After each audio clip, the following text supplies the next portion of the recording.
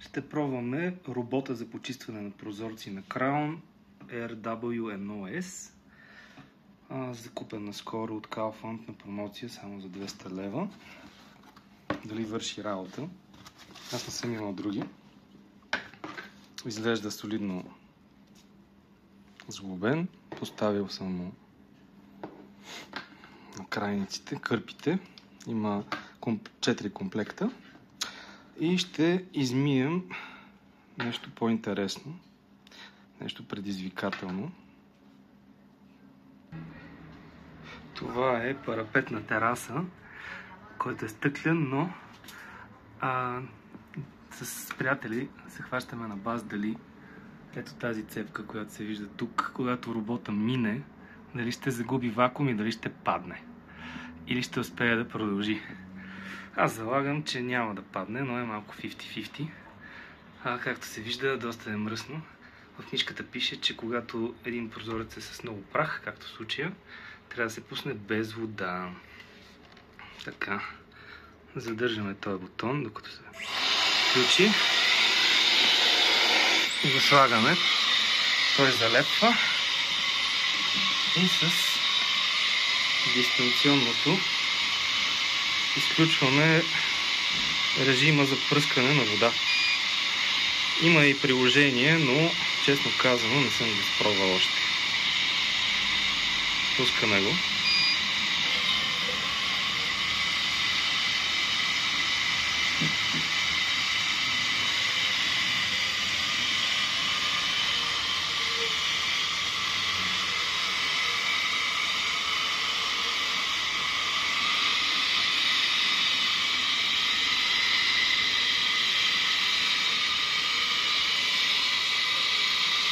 И сега е момента наистина.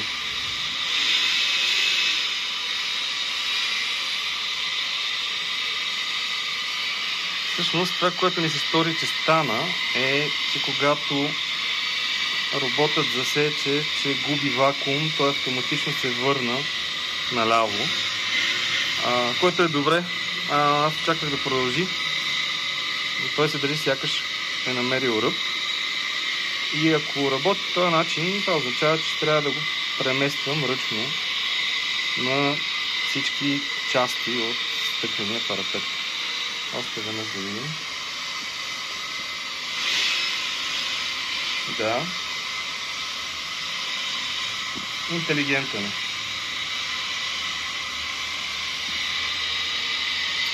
И така, трябва да се пусне няколко пъти. Първо на сухо, след това с вода. Пълни резервуарчето, което е тук. Пише, че не трябва да се слага препарат. Като цяло за 200 лева съм доста доволен. Приключи сухото почистване от вътрешната страна на парапета.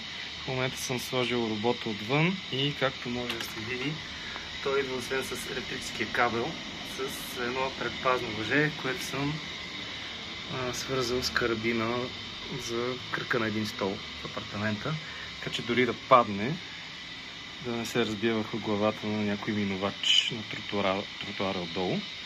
И сега отново ще спра водата, за да бъде на сухо. По подразбиране винаги дюжите пръскат вода и ще го пусна и отвън. След това ще направим сравнение с съседния панел от парапета, където все още не съм го пускал, да видим каква е разликата. И така, току-що приключи сухото почистване на този панел от парапета на терасата. Сега аз не знам доколко може да се види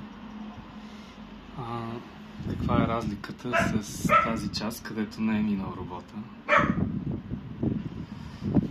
Лично аз мога да кажа, вероятно не се вижда с моята камера на телефона, но че има приятна разлика. Тепърва ще се пуска с впръскване на вода, с чист комплект кърпи. И мисля, че стане доста приятно.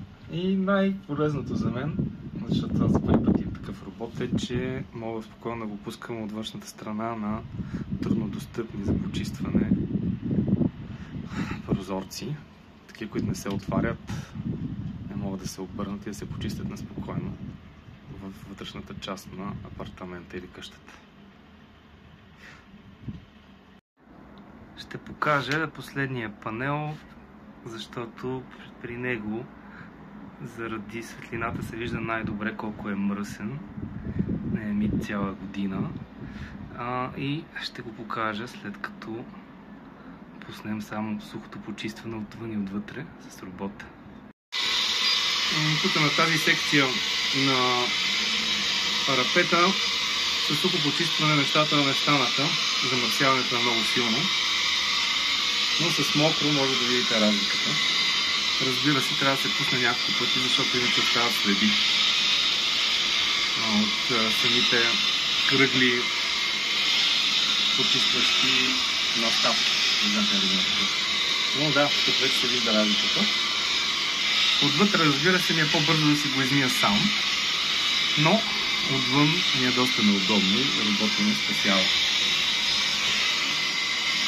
Видите приложението Tuya App и го инсталирате от Android маркета. Може да си го свържете към вашето устройство Crown RWNOS. Аз току-що успях.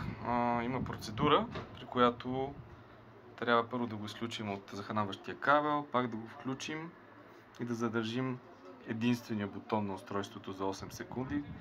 Той издава продължителен звук, след което от тук Add Device успяхме да го намерим и да го свържем. Сега от тук си го достъпвам и идеята е да го пусна. Я да видим дали ще стане.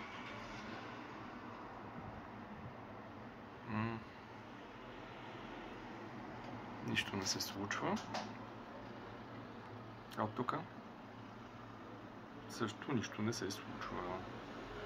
Да видим стендбай.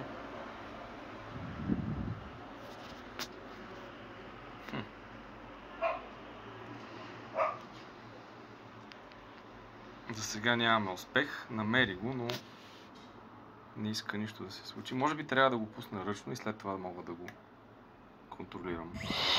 Пускам го ръчно, слагам го на прозореца и от тук го пускам да...